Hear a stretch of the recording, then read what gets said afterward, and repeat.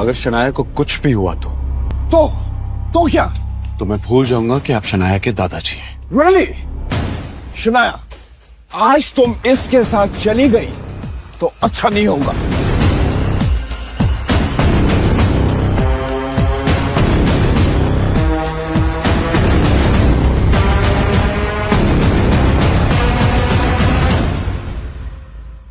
क्या तुम्हारे पास ऐसा कोई सबूत है जो ये साबित कर सके कि शौर्य ने तुम्हें विकी नाम के गुंडे के पास जाने के लिए मजबूर किया?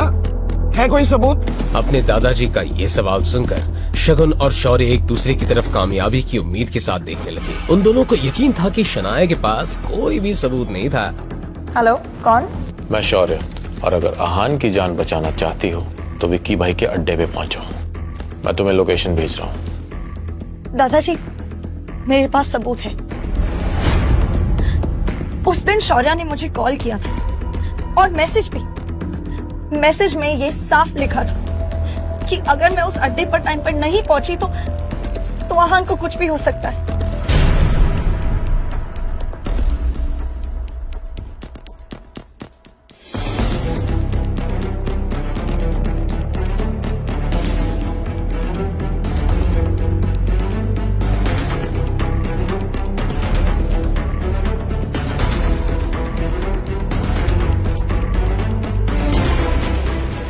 शौर्य, अब इसके बारे में तुम क्या कहना चाहोगे?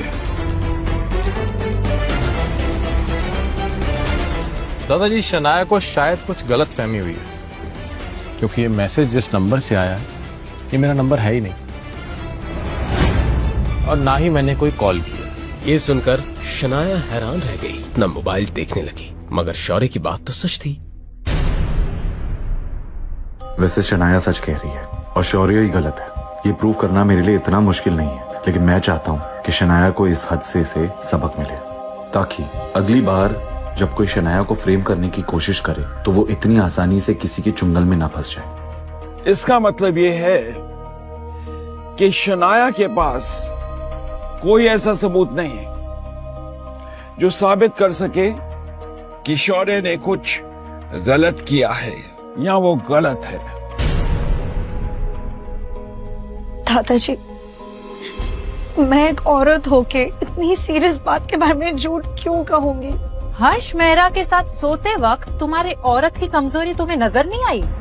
तब तो बड़ी अय्याशी उछल रही थी, और अब अपने मतलब के लिए तुम दादाजी से सिंपैथी लेना चाह रही हो। आनंद गिल के एक्सप्रेशन से ये बात साफ थी कि अब उन्हें शनाया पर बिल्कुल यकीन नहीं था। शनाया,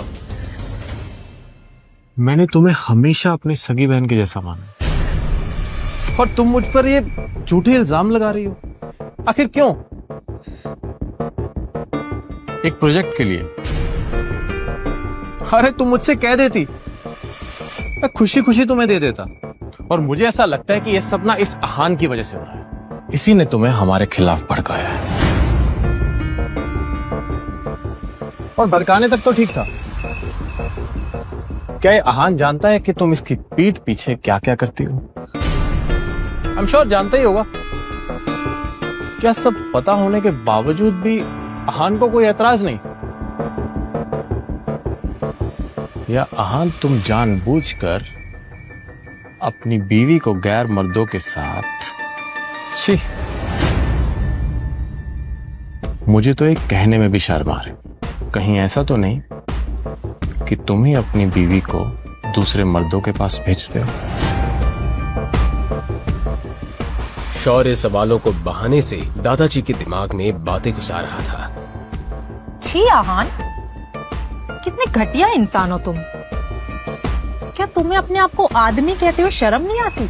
आहान को ये सब सुनकर भी गुस्सा नहीं आ रहा था। असल में वो तो दिल ही दिल में शौर्य की इतनी चालाकी से हैरान रह गया था। अब शनाया का सब्र अंजाम दे गया था। वो अब एक एक करके अपने ही रिश्तेदारों के असली और घटिया चेहरे देख रही थी। शनाया को अंदर से ऐसा लगा मानो वो पूरी तरह से हिल गई थी।